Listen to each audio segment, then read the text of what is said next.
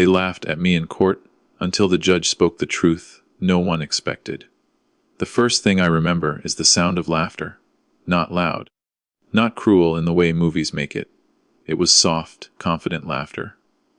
The kind that comes from people who believe they have already won.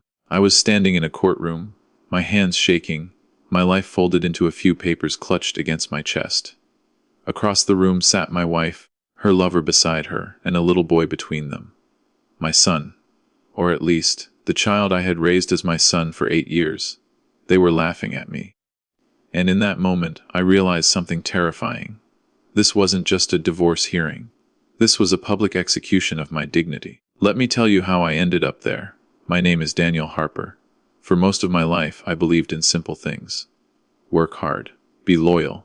Love your family. Tell the truth, even when it hurts. I wasn't rich. I wasn't powerful. But I was proud of the life I had built. Or at least, the life I thought I had built. I met my wife, Emily, when we were both young and broke. She worked at a bookstore. I was an assistant technician at a small engineering firm. We used to dream together. A small house. A garden. Children who would grow up knowing they were loved. When Emily told me she was pregnant, I cried. I remember holding her hands and promising her I would never fail them. When our son, Lucas, was born, I felt like God had trusted me with a miracle. For 8 years, I lived for that child. I woke up early to pack his lunch. I helped him with homework after long days at work. I sat through school plays and soccer games, clapping until my hands hurt. When he was sick, I stayed awake all night listening to his breathing. I didn't know that somewhere along the way, my wife had started living a different life. The signs were there. Late nights, phone calls she took in another room, a distance in her eyes. But I trusted her. Trust is a strange thing. When you give it fully, you stop questioning even when your heart whispers that something is wrong. The truth came out on an ordinary Tuesday. I came home early because a project was canceled. The house was quiet, too quiet. Then I heard voices upstairs, Emily's voice, and another man's. I didn't scream. I didn't break anything. I stood there frozen, while my entire world cracked open. She didn't even deny it. "This has been going on for years," she said, like she was confessing to eating the last piece of cake. Years. The man was Mark, a successful real estate developer. Confident. Polished. Everything I wasn't. What broke me wasn't just the affair. It was when she looked at me and said, "Lucas isn't yours." I remember sitting on the edge of the bed, my ears ringing, my chest burning as if I couldn't get enough air. 8 years of bedtime stories. 8 years of birthdays. 8 years of love. And just like that, she told me it was all a lie. She moved out within a week, took Lucas with her. Or rather, took the boy I thought was my son. Then came the court case. Emily wanted full custody. She wanted the house. She wanted financial support. Mark sat beside her in every meeting, smiling like a man who had just upgraded his life. And me, I was just the fool who didn't see the truth. The courtroom was cold that day. Wooden benches. Pale walls. A judge who looked like he had seen every kind of human betrayal. Emily's lawyer spoke first. He painted me as irrelevant. A man who had no biological connection to the child. A husband who was no longer needed. Emily testified with practiced tears.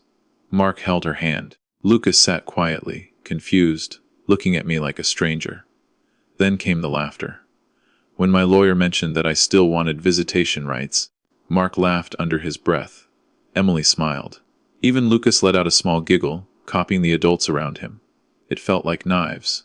I stood there, my voice shaking, trying to explain that biology didn't erase love, that I was there for every scraped knee and nightmare, that I was his father in every way that mattered. They laughed again. That's when the judge raised his hand. The room went silent. He looked at Emily first, then at Mark, then at me, and he said, "Before we proceed, there is something this court needs to address." He held up a document. It was a DNA report. My heart dropped. The judge continued, calm and steady.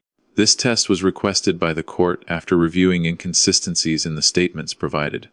Emily's smile faded. "The child, Lucas, is not biologically related to Mr. Harper," the judge said. Emily exhaled, relieved. Then he added, "He is also not biologically related to Mr. Mark Reynolds." The room gasped. Mark's face turned pale. Emily shot up from her seat. "That's not possible," she said. The judge didn't raise his voice. He didn't need to. "The biological father is someone else entirely," he said. "A man who is not present in this courtroom." The laughter was gone. Emily started crying. Mark pulled his hand away from hers. The judge turned to me. "Mr. Harper," he said, "you are the only stable parental figure this child has known." I felt tears blur my vision. For 8 years, you acted as a father. You provided care, love, and consistency. Biology does not erase that. He paused, letting his words sink in. This court recognizes you as the child's legal father. Emily screamed. Mark stood up, arguing. The judge shut them down with a single look. But he wasn't finished. Furthermore, the judge said, the court is deeply concerned about the environment created by the mother and her partner, including public mockery of a parental figure in front of a child. He looked directly at Emily. That behavior shows a lack of emotional maturity. The ruling came like thunder. I was granted primary custody. Emily was awarded supervised visitation. Mark, he walked out before the hearing even ended. I didn't feel victorious. I felt empty, shaken, overwhelmed. Lucas didn't understand what was happening. He just looked at me with wide eyes as the courtroom emptied. I knelt in front of him. "I'm still here," I said softly. "I always will be." He hesitated. Then he hugged me. That hug healed something inside me I didn't know was still alive. The months that followed weren't easy. Lucas had questions, nightmares, anger. So did I. But we healed together. I learned that fatherhood isn't written in DNA. It's written in sacrifice, in patience, in showing up even when your heart is broken. Emily tried to come back into our lives more than once. Apologies, tears, promises. But some bridges burned so completely that rebuilding them would only invite another fire. Years later, Lucas stood on a stage, graduating high school. He looked for me in the crowd. When our eyes met, he smiled. That same smile from when he was a little boy. After the ceremony, he hugged me and said, "You're my dad." No judge needed to tell me that. I realized then that the laughter in that courtroom had been meaningless. Because the truth doesn't always speak first, but when it does, it echoes for a lifetime. And sometimes, the people who mock you today are only laughing because they don't yet know how the story ends. Years passed quietly after that day in court, but quiet does not mean easy. Healing is slow when trust has been shattered. Some nights I would wake up gasping for air, replaying that courtroom laughter in my head.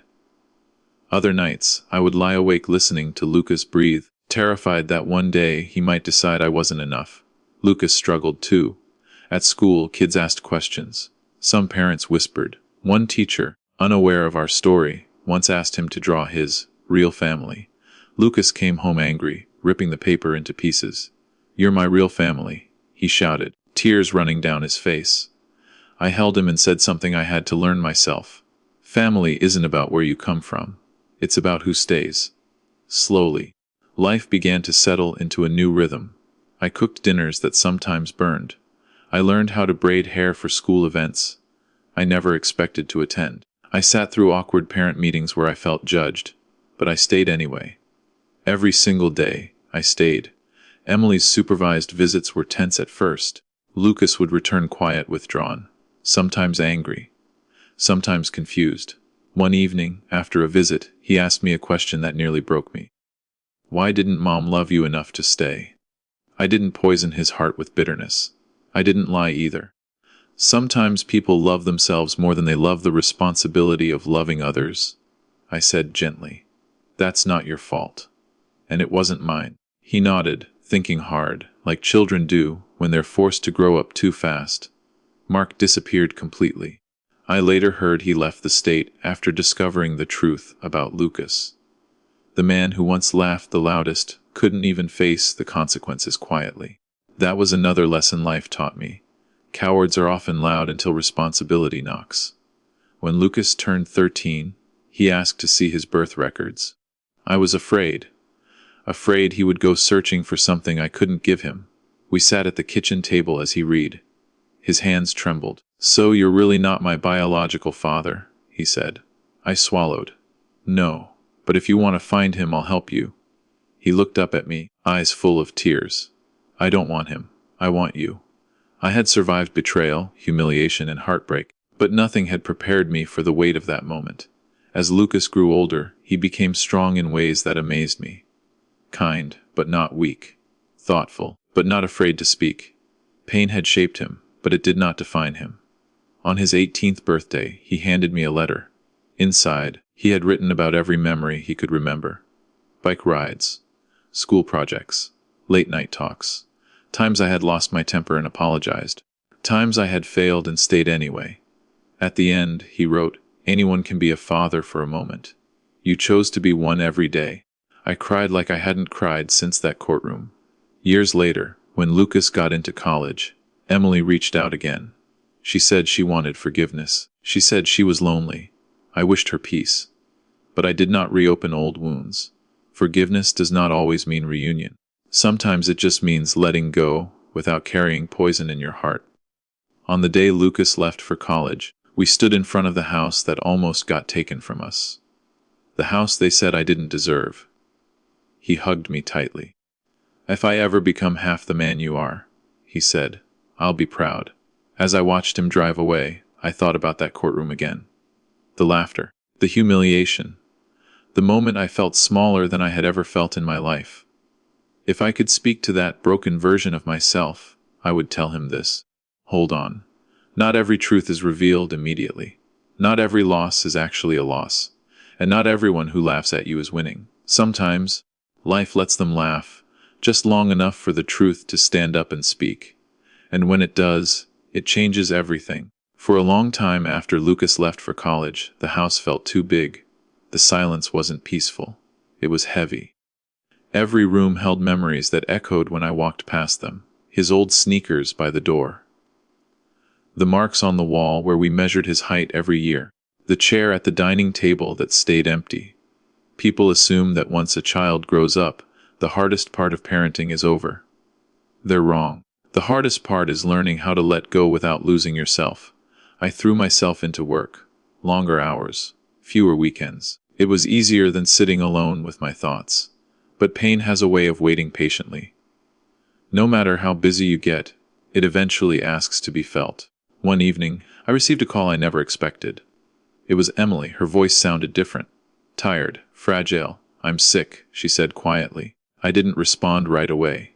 She explained that she had been diagnosed with an autoimmune disease. Not life-ending, but life-changing. Treatments were expensive. Energy was scarce. And for the first time in her life, she was afraid. "I'm not calling to ask for money," she said. I wanted you to know. And I wanted to know how Lucas is." I told her he was doing well, that he was studying hard, that he was happy. She started crying. "I broke everything," she said. "Didn't I?" I didn't argue. I didn't accuse. I didn't comfort her either. I simply said, actions don't disappear just because time passes. That night, I sat alone and realized forgiveness is not a moment. It's a decision you revisit again and again. A few weeks later, Lucas came home for a short break. He noticed something was off. "You okay?" he asked. I told him about the call. He was quiet for a long time. "Does she want to see me?" he asked. "I don't know," I said honestly. "And you don't owe anyone anything." He nodded. That night, he knocked on my bedroom door. "I want to see her," he said. "Not for her. For me." We went together. Emily looked smaller than I remembered. Illness has a way of stripping away arrogance. When she saw Lucas, she broke down completely. "I'm so sorry," she kept saying. "I was wrong. I ruined things." Lucas listened. He didn't yell.